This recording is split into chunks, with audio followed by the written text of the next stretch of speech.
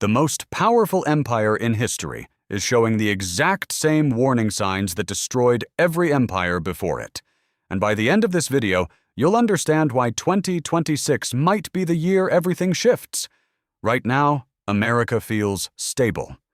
The dollar dominates global trade. The stock market keeps climbing. Tech giants are worth more than entire countries. But here's what nobody wants to talk about. Every empire that ever existed felt this exact same confidence right before the collapse began. The Dutch felt it in the 1600s. They controlled global shipping, invented the stock market, and believed their golden age would last forever. Therefore, they got comfortable. But then the British came. Stronger navy, bigger ambitions. And within decades, the Dutch Empire faded into history books. The British felt invincible too. They ruled a quarter of the entire planet. The sun literally never set on their empire. Therefore, they overextended. But 2 world wars drained their treasury, and a former colony, America, rose to take their place. Now here's where it gets uncomfortable. The United States has followed this exact playbook for 250 years. And historically, empires operate on a 200 to 250-year cycle. We're not approaching the turning point. We're standing on it. Let me show you the math. The U.S. national debt just crossed $36 trillion. That number is so large your brain can't actually process it. So let me make it real. Every single minute, America pays $2 million just in interest. Not paying down the debt. Just interest. That's $3 billion a day. Gone. And for the first time in history, interest payments now consume nearly 15% of the entire federal budget. We're borrowing money to pay interest on money we already borrowed. But it gets worse. Look, I'm not saying this to scare you. I'm saying this because nobody else is connecting these dots in a way that actually makes sense. When I started researching this video, I assumed I'd find reasons to be optimistic. I wanted to believe the experts who say America will adapt like it always has. But then I looked at what's happening inside the country. And that's when I realized external threats aren't the biggest danger. We are.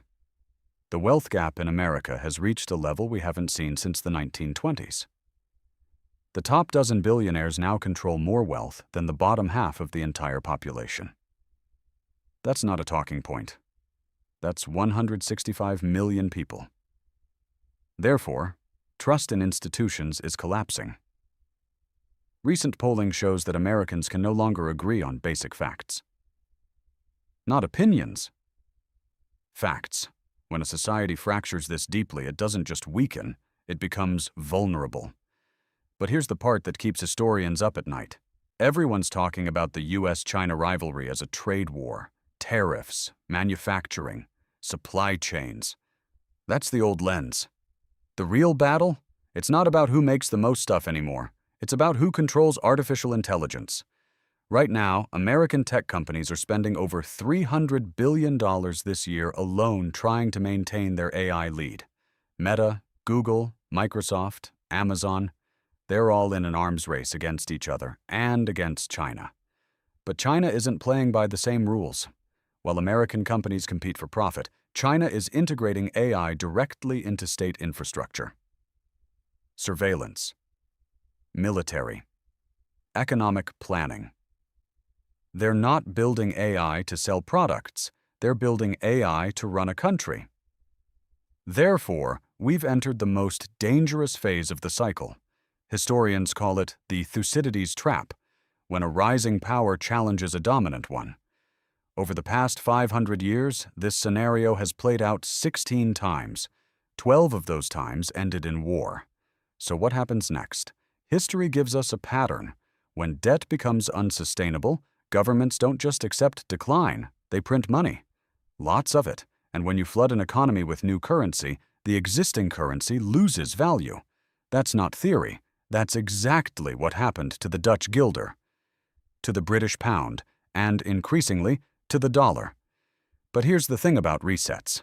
They don't happen overnight. They happen slowly, then all at once. The Dutch didn't wake up one morning no longer a superpower. the British didn't lose their empire in a single decade. These transitions take 20, 30, sometimes 50 years. Therefore, the question isn't whether a shift is coming. The question is, are we at year 1 of that shift or year 20? And that brings me back to where we started. The most powerful empire in history is showing the exact same warning signs that destroyed every empire before it. Crushing debt, internal division, a rising challenger, technological disruption. But here's what makes this moment different from every transition before it. We can see it happening. The Dutch couldn't Google signs of imperial decline. The British didn't have YouTube videos explaining the cycle. For the first time in human history, we have access to the pattern while we're still inside it. Therefore, the real question isn't who leads the next world order. It's whether knowing the pattern gives us any power to change it. That's the thing about cycles. They feel inevitable until someone breaks them. Rome fell. The Dutch faded. Britain declined. And maybe America follows the same path. Or maybe, just maybe, understanding history is the first step to not repeating it. Either way, we're about to find out.